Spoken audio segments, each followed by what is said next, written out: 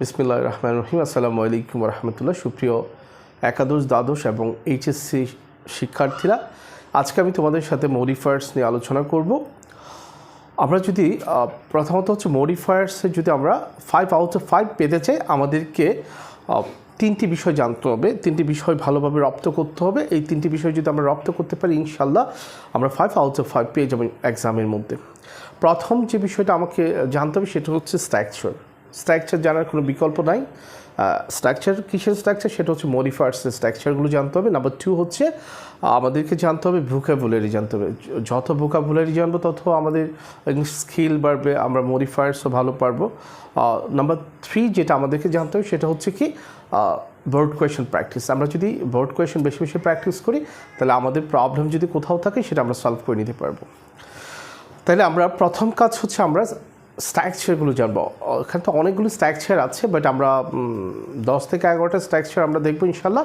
এই 10 থেকে 11টা স্ট্রাকচার যদি তোমরা ভালোভাবে রপ্ত করতে পারো, ইনশাল্লাহ তোমরা 5 আউট অফ 5 পাবো। তাহলে প্রথম যে বিষয়টা সেটা হচ্ছে আমরা মডিফায়ার্স দুই প্রকার, একটা হচ্ছে প্রি মডিফায়ার্স আর একটা হচ্ছে পোস্ট মডিফায়ার্স। তাহলে প্রি মডিফায়ার্স যেটা সামনে বসবে সেটা হচ্ছে প্রি মডিফায়ার, যেটা পরে বসে, বা প্রি মানে আগে, পোস্ট মানে পরে। তাহলে যেটা আগে বসে, যেটা নাউন বা প্রনাউনের আগে বসে, সেটা হচ্ছে কি আগে বসে নাউন বা প্রনাউনকে ভার্বকে মডিফাই করবে, সেটা হচ্ছে প্রি মডিফায়ার্স। আর যেটা পরে বসে মডিফাই করে সেটা হচ্ছে পোস্ট মডিফায়ার্স। তাহলে প্রথমত যে বিষয়টা সেটা হচ্ছে কি আমাদেরকে যেটা জানতে হবে সেটা হচ্ছে কি প্রথম রুলস, সেটা হচ্ছে প্রেজেন্ট পার্টিসিপল। Present participle. তাহলে প্রেজেন্ট পার্টিসিপল জিনিসটা কি? প্রেজেন্ট পার্টিসিপল হচ্ছে কি আমরা বলতে পারি প্রেজেন্ট পার্টিসিপল হচ্ছে ভার্ব প্লাস আইএনজি। এই ভার্ব প্লাস আইএনজি হচ্ছে প্রেজেন্ট পার্টিসিপল। অর্থাৎ যখন আমাদেরকে বলা হবে যে প্রেজেন্ট পার্টিসিপল অ্যাপ্লাই করো, তাহলে আমরা লিখবো কি ভার্ব প্লাস আইএনজি। অর্থাৎ যেমন আমাদের গো আছে, আমরা কি লিখতে পারি? গোয়িং লিখতে পারি। আমাদের ডুইং লিখতে পারি। আমাদের স্পিক আছে, আমরা স্পিকিং লিখতে পারি, স্পিকিং লিখতে পারি, ইট ইজ এক্সেট্রা। অর্থাৎ আমাদের যে ভার্ব আছে, ভার্বের সাথে যদি আমরা আইএনজি যুক্ত করে দিই, তাহলে আমাদের সেটা হয়ে যাবে কি প্রেজেন্ট পার্টিসিপল। আমি এক্সাম্পলে যাবো, জাস্ট আগে আমি তোমার স্ট্রাকচারগুলো, কনসেপ্টগুলো দিয়ে দিই, পরে আমরা এক্সাম্পলে যাবো। এক্সাম্পল দিয়ে আমরা ডিটেলসে বুঝবো। নাম্বার ওয়ান হচ্ছে কি প্রেজেন্ট পার্টিসিপল। তাহলে আমরা একটা স্ট্রাকচার আমরা জেনে গেলাম। যখনই বলা হবে কি প্রেজেন্ট পার্টিসিপল লিখতে, তাহলে আমরা কি করবো? ভার্বের সাথে আইএনজি যুক্ত করে দিব। পরের স্ট্রাকচারটা হচ্ছে কি প্রেজেন্ট পার্টিসিপল। তাহলে তোমাদের অবশ্যই মাথায় রাখতে হবে প্রেজেন্ট পার্টিসিপল মানে কি verb plus ING. Number 2 structure, সেটা হচ্ছে কি ফার্স্ট পার্টিসিপল। তাহলে ফার্স্ট পার্টিসিপল আমরা জানি, আমরা স্ট্রং ভার্ব, উইক ভার্বগুলো শিখেছি। স্ট্রং ভার্ব, উইক ভার্বের মধ্যে কি আছে? যেমন do, did, done, go, went, gown, হ্যাঁ, স্পিক, স্পক, স্পোকেন। তাহলে এই জাতীয় যা কিছু আছে, অর্থাৎ ভার্বের যে থার্ড ফর্মটা, সেটাই হচ্ছে কি first participle form of verb. মানে ভার্বের ফার্স্ট পার্টিসিপল ফর্মটাই হচ্ছে, সেটাই হচ্ছে কি আমার ফার্স্ট পার্টিসিপল। এই ফার্স্ট পার্টিসিপল যেমন আমরা লিখতে পারি এক্সাম্পল হচ্ছে কি do, did, done, gone, speak, spoke, spoken, written, etc. তাহলে আমরা দুইটা কনসেপ্ট আমাদের ক্লিয়ার ইনশাল্লাহ। যখনই আমাদেরকে ফার্স্ট পার্টিসিপল বলবে, তাহলে আমরা ভার্বের থার্ড ফর্মটা অ্যাপ্লাই করব। তারপর যদি আমাদেরকে বলা হয় কি প্রেজেন্ট পার্টিসিপল, তাহলে আমরা ভার্বের প্রেজেন্ট ফর্মের সাথে আইএনজি যুক্ত করে দিব। নাম্বার 3 যেটা, সেটা হচ্ছে কি ইনফিনিটিভ।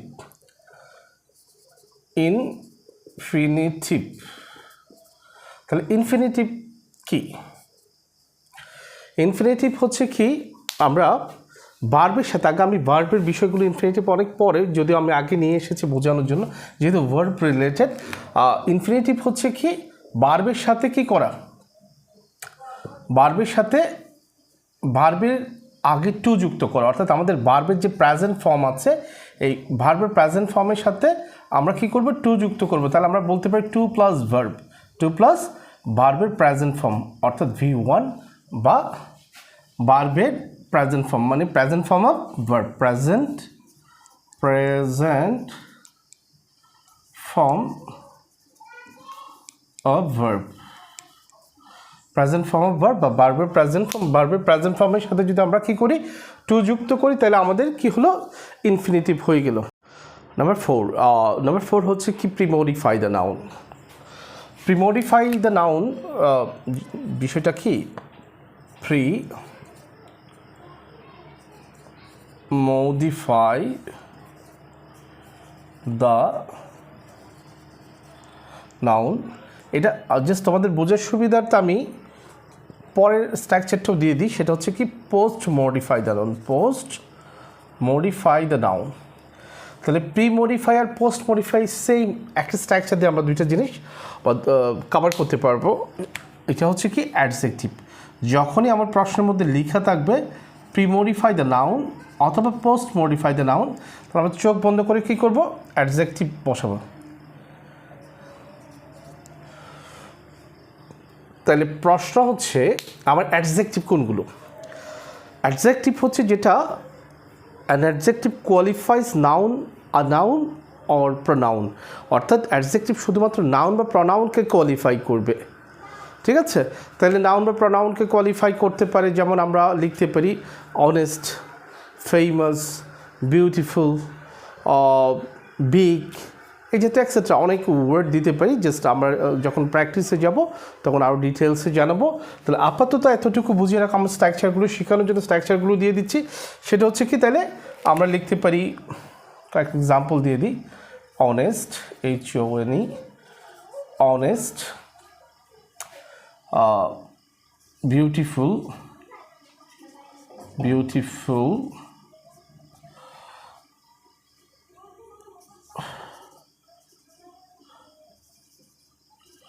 Famous, etc.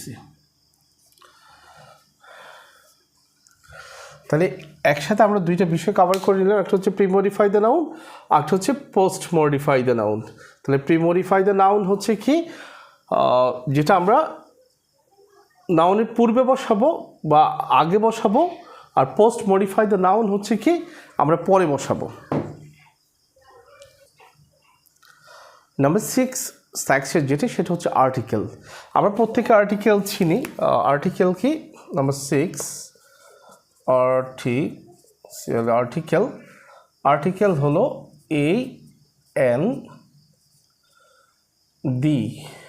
AND হচ্ছে কি আর্টিকেল। আমরা যেহেতু আগে আর্টিকেল পড়েছি, আর্টিকেল জানি কখন কোথায় কি ইউজ করতে হবে, জাস্ট সংক্ষেপে আমরা এতটুকু বলি। আমরা নির্দিষ্ট করে বোঝাতে আমরা দি বা দা ইউজ করব, আর নির্দিষ্ট করে বোঝাতে এই বা এন ইউজ করব। এখন আমরা প্রশ্ন হচ্ছে কখন এই করব, কখন এন করব। এই হচ্ছে আমরা যে ওয়ার্ডের পূর্বে আমাদেরকে আর্টিকেল বসাতে হবে, সে ওয়ার্ডের ফার্স্ট লেটার যদি প্রথমে এখানে দুইটি ভাগ আছে, একটা হচ্ছে নির্দিষ্ট করে বোঝাতে তো আমরা দা ইউজ করব, সেটা আলাদা পার্ট চলে গেল। এখন যে অনির্দিষ্টের বেলায় যেখানে আমরা এই বা এন মানে কোথায় ইউজ করবো, এই বা এন ইউজ করার আগে আমাদেরকে দেখতে হবে যে ওয়ার্ডের পূর্বে আমরা এই বা এন বসাবো, সেই ওয়ার্ডের ফার্স্ট লেটার যদি ভাওয়েল হয় তাহলে সেই ক্ষেত্রে আমরা কি করব, এন অ্যাপ্লাই করব, আর যদি কনসোনেন্ট হলে এ অ্যাপ্লাই করব, ঠিক আছে? আবার সেই ক্ষেত্রে ব্যতিক্রম আছে, আবার কখনো কখনো তোমার ভাওয়েল থাকলে এই এন না দিয়ে এই দিতে হয়, আবার কখনো কনসোনেন্ট থাকা সত্ত্বেও আমরা এ না দিয়ে এন দিই। তাহলে ওই জিনিসগুলো আমরা ডিটেলসে পরে আলোচনা করব। নাম্বার 7 যেটা, সেটা হচ্ছে কি intensifier. Number 7 intensifier,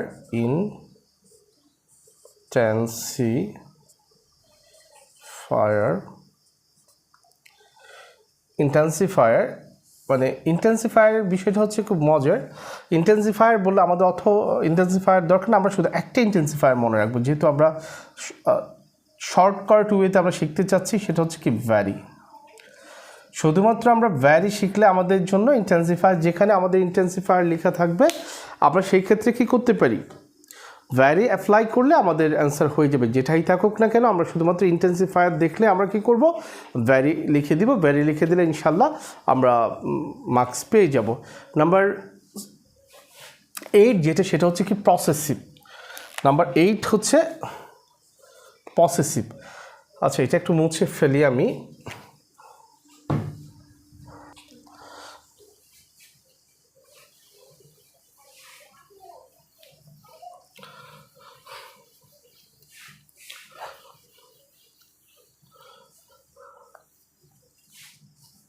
number 8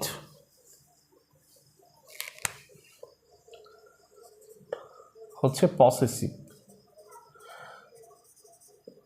possessive, এখন প্রশ্ন হচ্ছে পসেসিভ কি। পসেসিভ আমরা যদি বাংলায় চিন্তা করি, পসেসিভের শেষে মানে ওই যে ওয়ার্ডটাকে আমরা পসেসিভ বলছি তার শেষে র থাকবে। যেমন আমরা বলতে পারি আমরা my, possessive, yours, possessive, his, possessive, her, possessive, its, possessive. আমরা লিখতে পারি জিহানস, পসেসিভ। আমরা বলতে পারি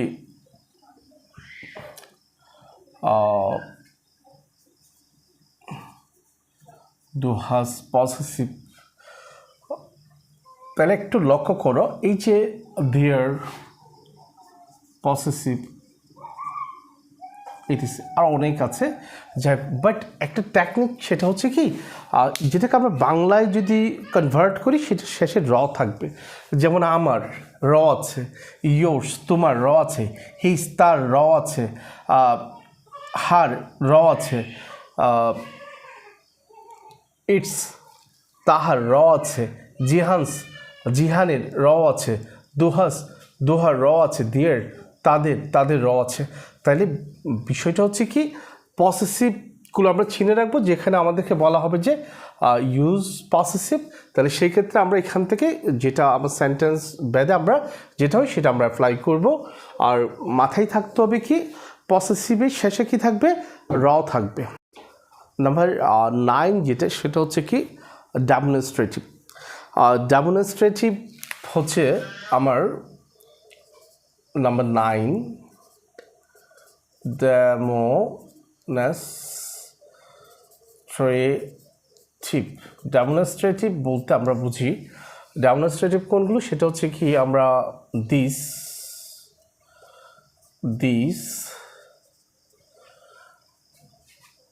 that, those, some, etc. এখন প্রশ্ন হচ্ছে কখন আমরা কখন এই দিস অ্যাপ্লাই করব, কখন দ্যাট অ্যাপ্লাই করব, কখন দোজ অ্যাপ্লাই করব, কখন সাম অ্যাপ্লাই করব। তাহলে আমরা দিস বলতে সিঙ্গুলার কোনো কিছুকে বোঝাতে আমরা দিস অ্যাপ্লাই করব, প্লুরাল কোনো কিছুকে বোঝাতে এই দিস অ্যাপ্লাই করব, টিএচইএসই দিস। আর আমরা সিঙ্গুলার বোঝাতে দ্যাট অ্যাপ্লাই করব, প্লুরাল বোঝাতে দ্যাট অ্যাপ্লাই করব, দোস অ্যাপ্লাই করব। আর সিঙ্গুলার দুইটার ক্ষেত্রে কি হতে পারে, সাম হতে পারে। এখন প্রশ্ন হচ্ছে সিঙ্গুলার প্লুরাল তো ক্লিয়ার কনসেপ্ট, এখন কখন এই দিস অ্যাপ্লাই করবে, অর্থাৎ কাছের কোনো জিনিস বোঝাতে, যেটাকে আমি টাচ করতে পারি বা আমি ধরতে পারি, বা কাছের কোনো জিনিসকে বোঝাতে, কাছের কোনো সিঙ্গুলার জিনিসকে বোঝাতে আমরা দিস অ্যাপ্লাই করবো। আমি যদি বলতে পারি এখানে একটা কলম আছে, আমি বলতে পারি দিস ইজ মাই ফ্যান, তাহলে এটা আমার কলম, ঠিক আছে। আর দিস ইজ মাই বুক, এটা আমার বই, দিস ইজ মাই বুক। আর যদি দূরের কোনো কিছু হয়, আমি যদি বলতে পারি ওই কলমটা আমার, তাহলে সেক্ষেত্রে আমরা অ্যাপ্লাই করব কি, that is my fan, that is my book. হ্যাঁ, তাহলে আমরা কাছের কোনো জিনিস বোঝাতে আমরা কি করব, দিস অ্যাপ্লাই করব। দূরের কোনো জিনিস বোঝাতে সেক্ষেত্রে আমরা এই দিস অ্যাপ্লাই করব, যেটাকে আমরা কি করতে পারবো না, কাছের বোঝাতে। তাহলে আমরা কি করব, এই দিস অ্যাপ্লাই করব। আর দূরের বোঝাতে দ্যাট অ্যাপ্লাই করব। সিঙ্গুলারের ক্ষেত্রে, দুইটা সিঙ্গুলারের ক্ষেত্রে কাছের বোঝাতে আমরা এই দিস অ্যাপ্লাই করব, দূরের বোঝাতে দ্যাট অ্যাপ্লাই করব। তাহলে আমরা কাছের প্লোরাল বোঝাতে আমরা দিস ফ্লাই করব, THESE দিস, আর দূরের প্লোরাল বোঝাতে আমরা দোজ ফ্লাই করব। চলো আমরা লাস্ট নট দ্য লিস্ট 10 নম্বর যে স্ট্রাকচার সেটা হচ্ছে কি কোয়ান্টিফায়ার।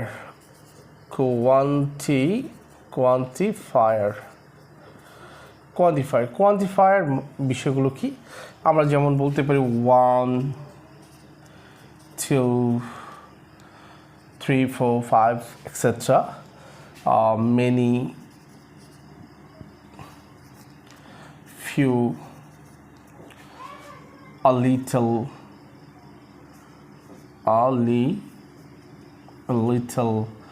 several, etc. etc. তাহলে যেখানে আমাদেরকে কোয়ান্টিফায়ার লিখে থাকবে তাহলে সেই ক্ষেত্রে আমরা 1 2 3 4 5 6 7 এই পর্যন্ত যত নিউমেরিক্যাল ডিজিট আছে সবগুলো আমরা এখানে অ্যাপ্লাই করতে পারবো, মেনে অ্যাপ্লাই করতে পারবো, ফিউ অ্যাপ্লাই করতে পারবো, আর লিটল অ্যাপ্লাই করতে পারবো। এইভাবে আমরা কোয়ান্টিফায়ারগুলো কী করব, অ্যাপ্লাই করব। আশা করি এই পর্যন্ত তোমাদের ক্লাসটি ভালো লেগেছে। যদি ভালো লেগে থাকে আমরা পরের পার্টটা খুব শীঘ্রই পরের পার্টটা আমি নিয়ে আসবো। পরের পার্টে আমরা ডিটেলসে তোমার এক্সাম্পল সহকারে ডিটেলসে আমরা সলিউশন করবো। এই পর্যন্ত তোমরা জিনিসটা ক্লিয়ার করে রাখবা ইনশাআল্লাহ। সেই পর্যন্ত তোমরা প্রত্যেকে ভালো থাকবো, সুস্থ থাকবো। তোমাদের প্রত্যেকের জন্য শুভকামনা রইল। আসসালামু আলাইকুম ওয়া রাহমাতুল্লাহ।